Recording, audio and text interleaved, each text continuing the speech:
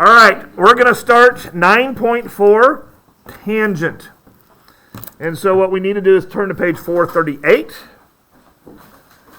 And I'm going to tell you what we're going to need to do on that, but you need to be there.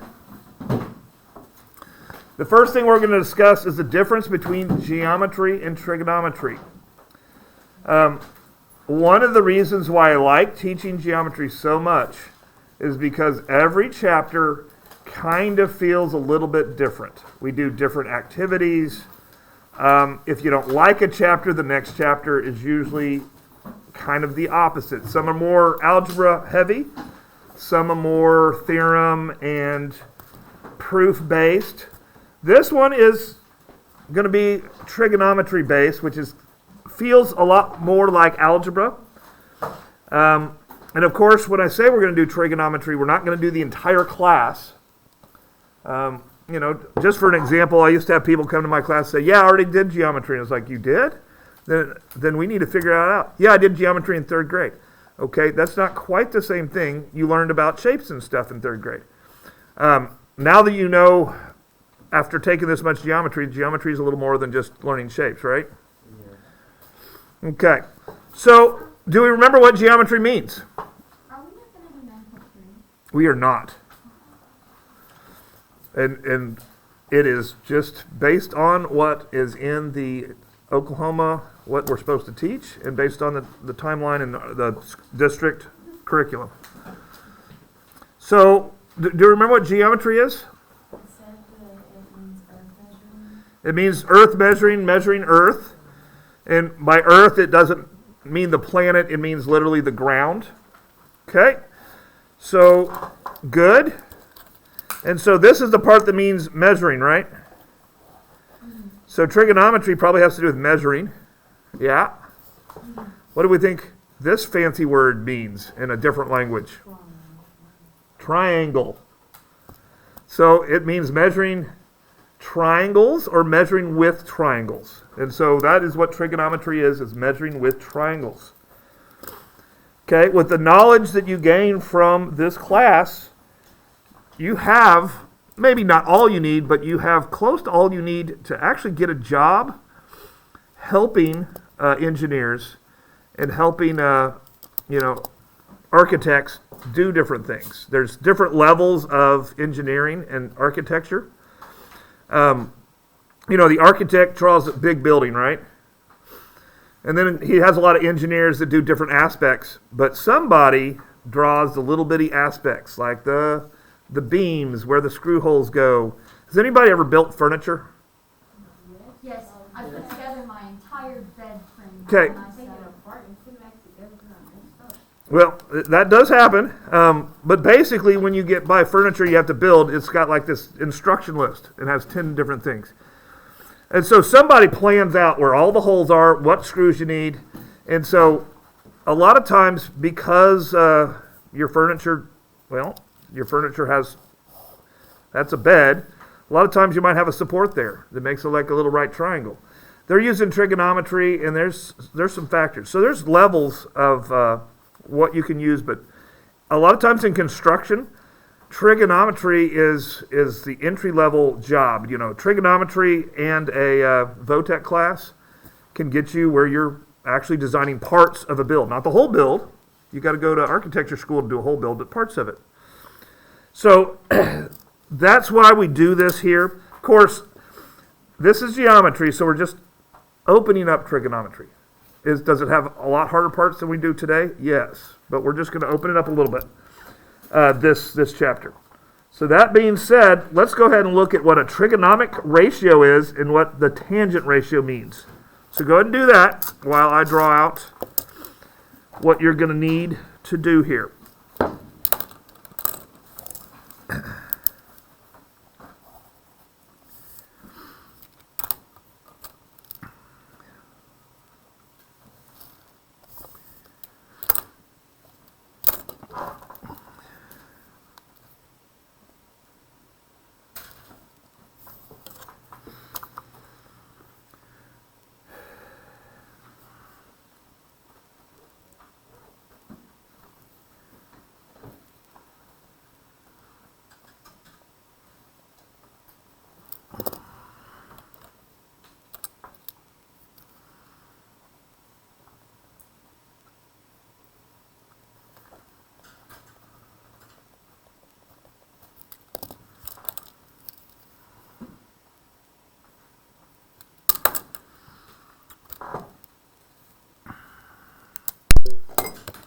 Oops.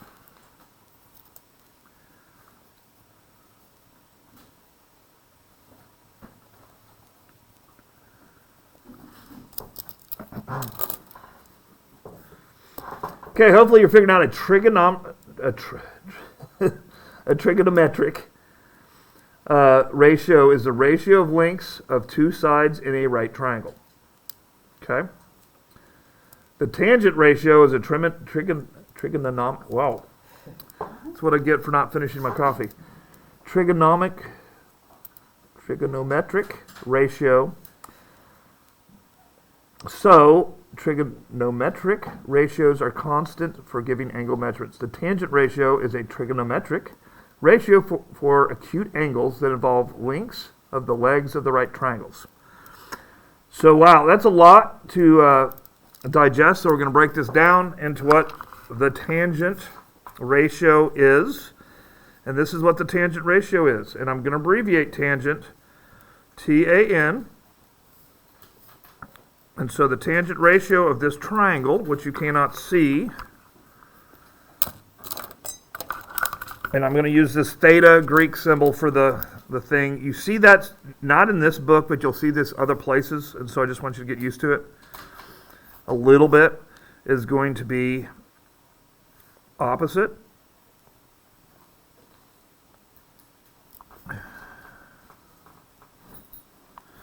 Yeah, that's not good. Over adjacent.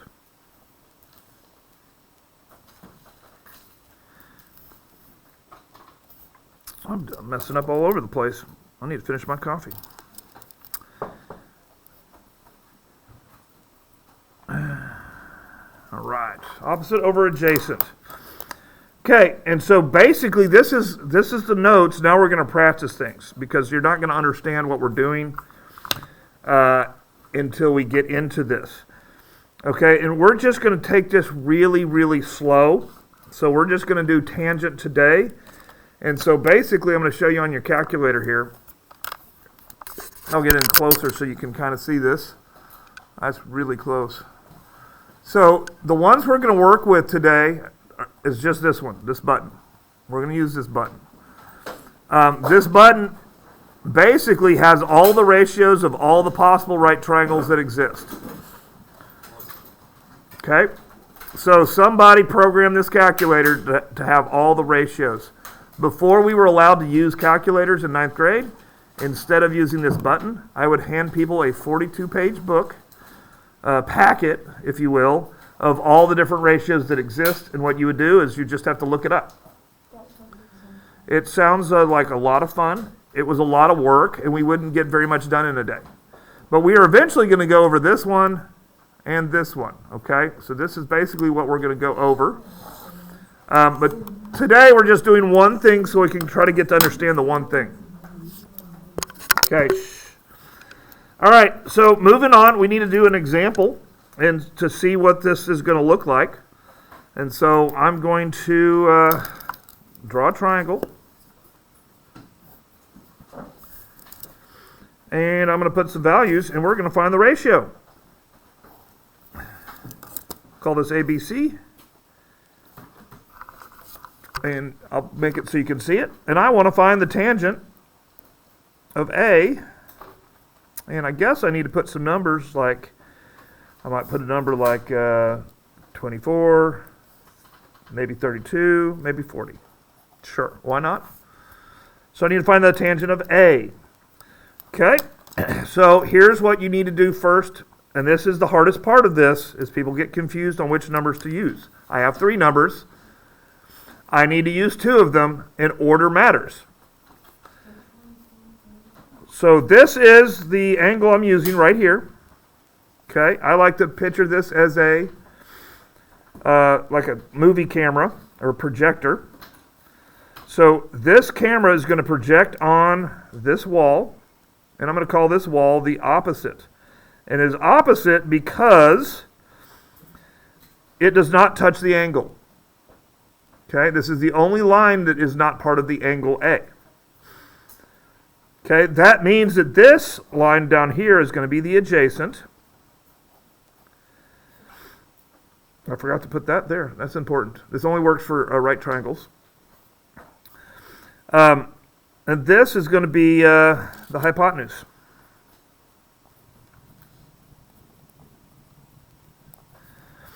Okay. And that's what it is. So I don't really need the hypotenuse number for tangent because I only need opposite over adjacent. So all I do here is do this. 24 over 32. And we are going to do two different answers. We're going to do it fraction form. And technically fraction form, what do we need to usually do to any fraction? We've got to simplify it. So go ahead and simplify that if you can, which I know you can, because they're both at least divisible by 2. So this will end up being 3/4. We are also going to change it to a decimal form. So we need to know this part and the decimal form to 4 decimal places. And this is going to be 0.7500. And we always do these ratios to 4 decimal places. That's just the industry standard, unless you're doing something very, very specific.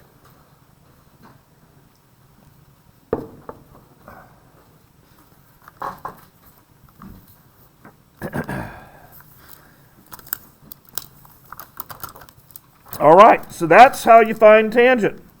So now, I want you to do something hard. I want you to find tangent of B. Is it going to be the same as tangent of A? Because I have a different camera, right? Now my camera's over here. So, do I have a different opposite? Is this now opposite of B? And is this still the hypotenuse? Does that ever change? The only thing that's going to change are the 2 legs. The hypotenuse is the hypotenuse because it's opposite the right angle. So this would now be the adjacent for B. Okay, I probably should have given a little room here. Okay, so that's going to be, well, A and B are opposite angles from each other, so it would only make sense that their tangents are kind of inverses of each other.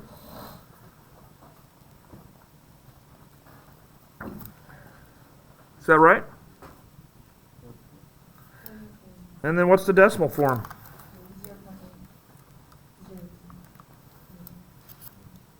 I think it's 1.3. 3.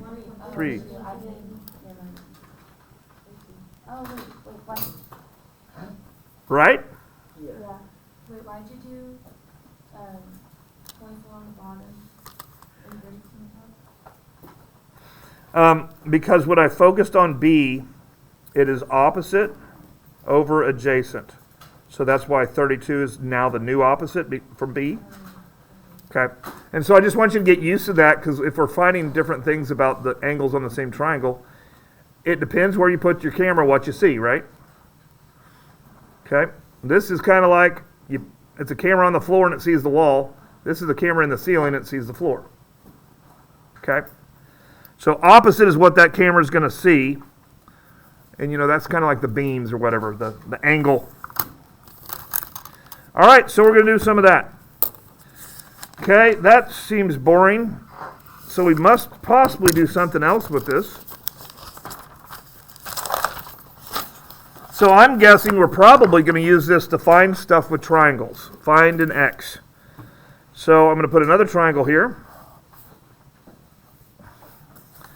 And I'm going to put down, sure, let's put an angle down. 32. X at 11. And I'm betting what we need to find is what? What do we need to find? Probably X. And we're probably going to have to find it using tangent. And so this is what we're going to do. We're going to go tangent. 32 is going to equal, well, this is opposite. This is adjacent. Okay? Because this is part of, and some people like when I do this, this is the angle.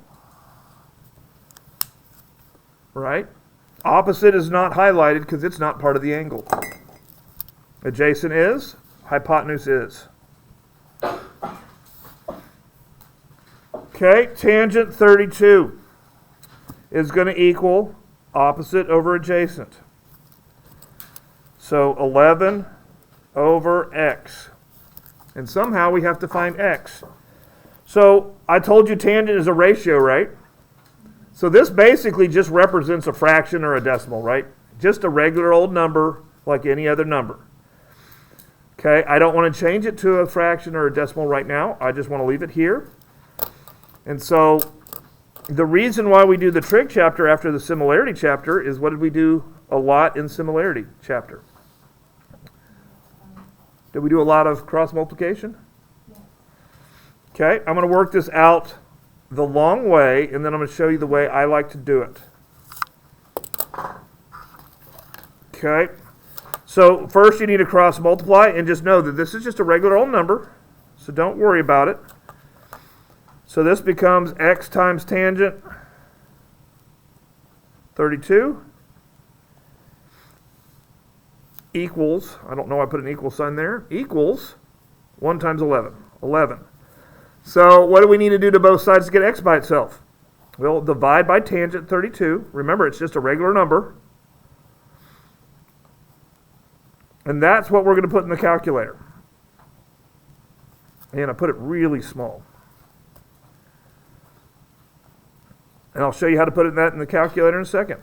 I don't like doing that. I like doing this where we need to know how to manipulate a proportion. Okay? So what I like to do, and I always call it chutes and ladders, because anybody play that game still when you were a kid?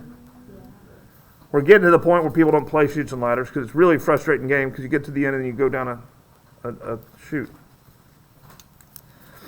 Okay, but basically I'm allowed to, since I'm cross multiplying, instead of cross multiplying, I'm allowed to switch places. And so that's what I do with this, because I don't want to do a bunch of stuff. I just want to switch places. So this, I can easily just write like this.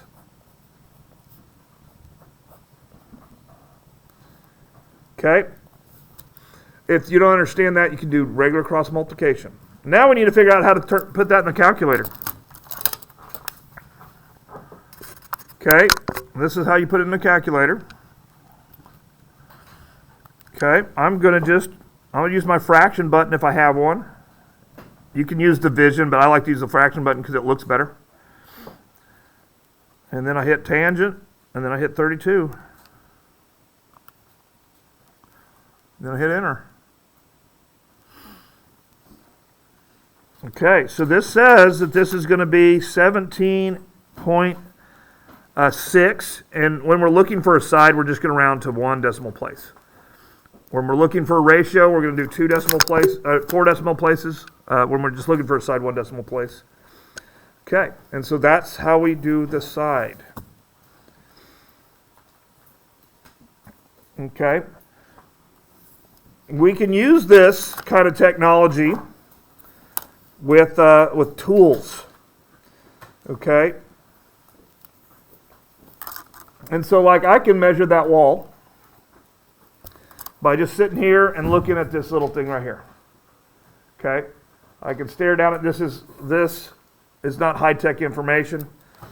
It would be better if I had a little string hanging here with a weight, but basically some of these expensive tools are just this with a little weight on it, and you can come up with an angle. So like I'm looking at from my desk,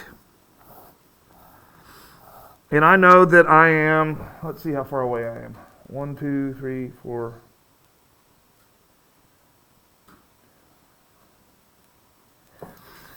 We'll say that I'm 17 feet away. Okay. And in my chair, I'm probably about 4 foot off the ground.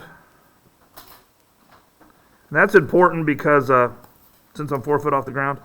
And it's about a 20, I think I measured it earlier with it. It's about a 20.5 degree angle. So let's see how tall that wall is. Okay. How are we going? We're going to use tangent, right? So find x, tangent 20.5, right? And I'll write it bigger than that. That's ridiculously small.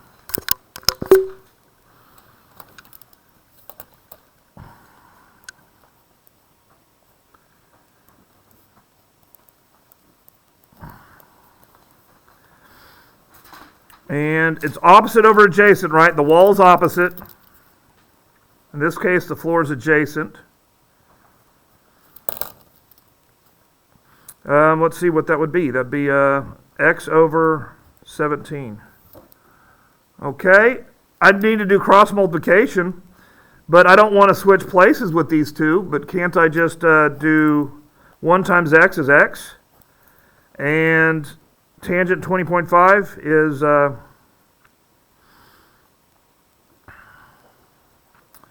well, it's just 17 times tangent 20.5, right? And let's see how close I am to probably right. Okay. How do you put that in the calculator? Do this. 17 tangent 20.5. Okay. So my answer is 6.4 feet. Okay, is that wall 6.4 feet? Do we remember when we talked about how that I'm 4 foot off the ground? So since I'm 4 foot off the ground, sitting down, that means I actually have to add the 4 feet back in. So I add the 4 feet back in. X equals 10.4 feet. Does that seem more reasonable? It's about a 10-foot ceiling. And you can actually count it. Each one of those bricks is 8 inches. And so we have a half brick at the top, so you can just kind of count it. It's not exact because, unfortunately, this little plastic thing I just kind of estimated at 20.5. We'd need something more exact. But they make tools that are really, really expensive that I can't afford because I'm not a landman. I'm not somebody that goes out and uses trigonometry to do construction projects. And I don't have a company buying it for me that will get it exact, get that degree exact. A lot of times if you see road construction, you'll see somebody with a tripod looking through this funny device. And then you'll see at the other end some guy just holding onto a stick. They're measuring. They're using trigonometry to measure and figure out how to lay out a place. That's what they do. But again, trigonometry is for people that don't want to move much. I didn't have to measure anything. The only thing I had to measure is this and the angle, and I can determine heights. Okay, so that's basically what I'm saying. And we had a real life thing where we did that. So the last example that we are going to do is we're going to combine 9.2 with trigonometry, our special triangles. And so I'm going to give you a problem here and see if you can get it done.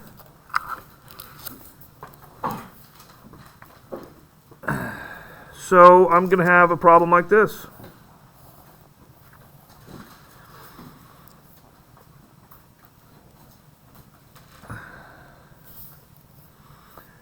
All right.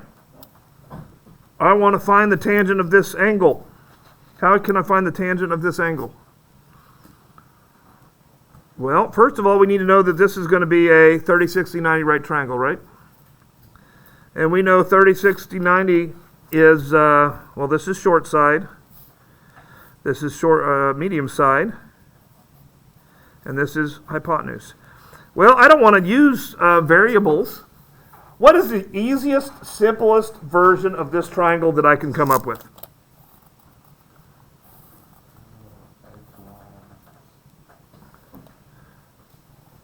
Because I want to use the smallest numbers possible to come up with my ratio, right? So what is the smallest number that would be easy to work with that I could put for the short side? That's what I like, 1, because that's going to be easy in my math. If this is 1, what's this side? 1 times And usually we don't write 1 times radical 3 because 1 times radical 3 is just radical 3. So what's this going to be? 2. So this is the most basic version of this triangle possible, right? So let's find the tangent of 60.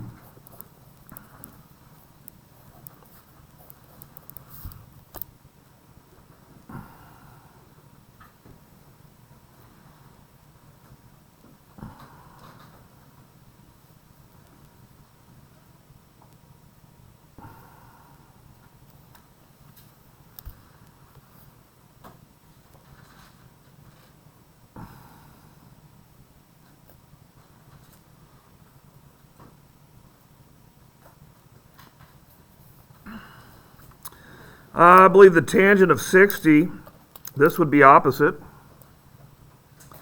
This would be adjacent. So that would be radical 3 over 1. Yeah? All right. Let's go ahead and convert it to a decimal. Because that's just, I mean, that's technically what the ratio would be here, but let's convert it to a decimal so it's more usable. Being that this is intended to be something that we can use in real life. So once you go to real life, a lot of times you've got to convert it to a decimal. So radical 3 over 1. Well, I guess I don't have to put it over 1, do I? I just need to change it to a decimal. 1.720. Okay.